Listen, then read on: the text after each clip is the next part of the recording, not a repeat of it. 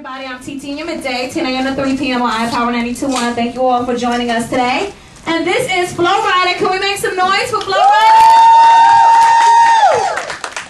So here's how it's going to work, everybody. We're going to do some Q&A questions. If you have any questions for Flo-Rida, hopefully he'll answer them. He's pretty cool at that.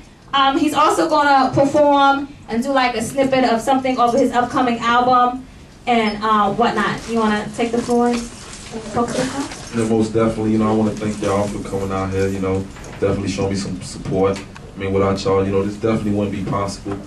I grew up in Carol City, Miami, Florida.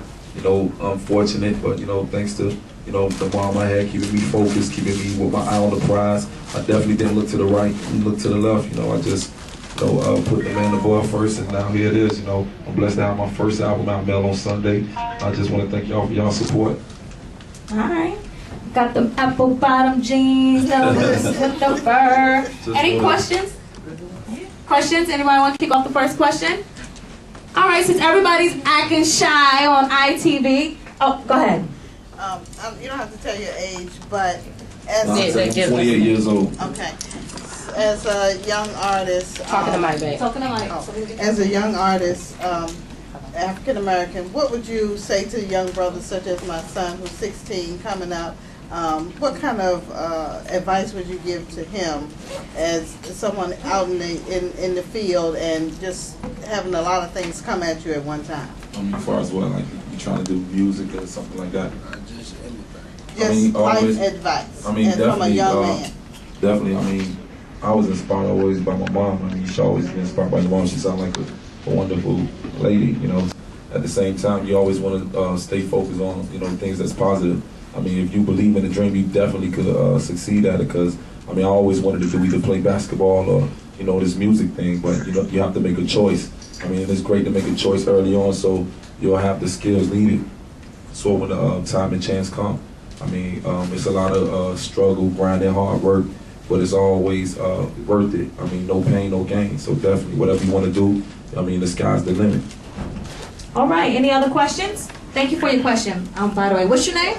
Beverly. Beverly, thank you. And say your name, guys, when you get the mic. I'm Jasmine. Hello, Jasmine. Was the reason you named yourself Flo-Rida was because you're from Florida? Yeah.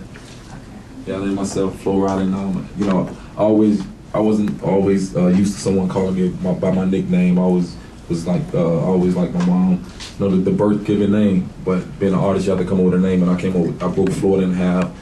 Flow representing the different melodic style of music I have, and then the Rida part representing my gift of speeding up my rhyme pattern and slowing it down, such as like on the verses of the low record. So that's why I came up with the name Flo-Rida. And can you tell everybody your background? Because back in November, every year DJ Khaled does like a huge celebrity birthday party.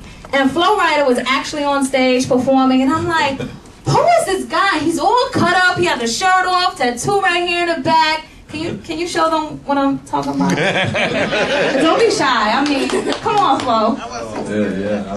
You'll even show them the tats today? We can lift it up a little bit. Let me see something. You want to come over here? Okay, come here. Let me help you out. Those who are not old enough to see, like you close your eyes. Oh, really? Alicia is a grown woman. Oh, she grown. Oh, let me see. Her brother ain't grown. Look at that. And I was like, who is this guy on stage? Wow. And Kyle was like, he's a new artist. His name is Flo-Rida. And everywhere I went in Miami that weekend, his record kept being played in the stores. Every store on Collins Avenue. I'm like, who is this guy? So can you tell them the grind from you taking over Miami to being international, from people just not knowing you, being on like Po' Boy, which is not a major label. Can you talk about the hustle and the grind of that? Definitely. I always knew E-Class and Freezy. Freezy is my manager. He's E-Class's brother, who's the CEO of Po' Boy Entertainment. But alongside of me, like grinding and putting out different mixtapes and mix CDs, initially before me even even starting to be in my group, which I have you guys to see later on. Right now, I'm the forefront guy of a group called the Groundhogs. I've been fortunate to get on the scenes first, but definitely I had to put out different mixtapes, give money to different lawyers who, lied and say they were taking my demos to different people to try to give me a record deal. Sacrificed a lot of money and time. I worked like 9 to 5s where normally you get paid probably, minimum wage. I was getting, below minimum wage, but my focus was always on my dream. Every little bit of money I knew counted.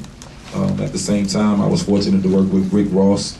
I mean, we both grew up in the same neighborhood, same high school and everything like that. So he always been my motivation and inspiration, because he always believed that he could make it. I recall him telling me, "Flo, man, just keep doing what you're doing, writing and everything. I'm gonna look out for you." But I took it nonchalant because he wasn't signed at the time. And I actually moved up to California for like 3 years. I worked with Devontae of Jodeci, and things wasn't going so well, but it was a great stomping ground because I got a chance to, to be more open-minded, living out on the West Coast, finding out what type of music people liked it. Yeah, if you got the ringtone, then you could turn your phones on. But yeah, I moved back to Miami once Rick Ross popped off with the Hustler record because they told me to come down. Different A&Rs had my demo, and they just wanted to put a face to the music. I came down for like a couple of weeks, and a month later, I got a deal with Atlantic Records through Provo Entertainment. But the road wasn't easy, definitely. Mm-hmm. Is there any other questions from around the room? Okay, we'll get you. And remember, everybody, to say your name. And go to iPower921.com so y'all can rewatch this interview, okay? How she get to sit right there? She that special? Right across from you. Okay, I just messing with you. And she came late. Yeah. I went to the wrong radio station. No, she didn't. You go to the wrong You shouldn't even sit there. Get That one right there. Last time she was I had to buzz it. the wrong building, like she said. It's all good. My name's Tanisha, and Hi, she Tanisha. got us on the tattoo joint or whatever. So we're trying to see what your head off. Oh, man, I'm having a bad haircut there. I definitely can't sit on that. You can't take it off? Definitely, no way. I gotta go see a barber real soon. Like when I leave here, I gotta go get a cut, I see you have manicured hands. Are you metrosexual type of guy that like to keep? No, I just, I got like 7 sisters, so I mean, a lot of times when I come off the road, they want to make sure, I've been eating the right meals, things like that, and they just see me and I might be asleep and they just take care of me. Are you like an organic eater? Not really. I eat, whatever I want.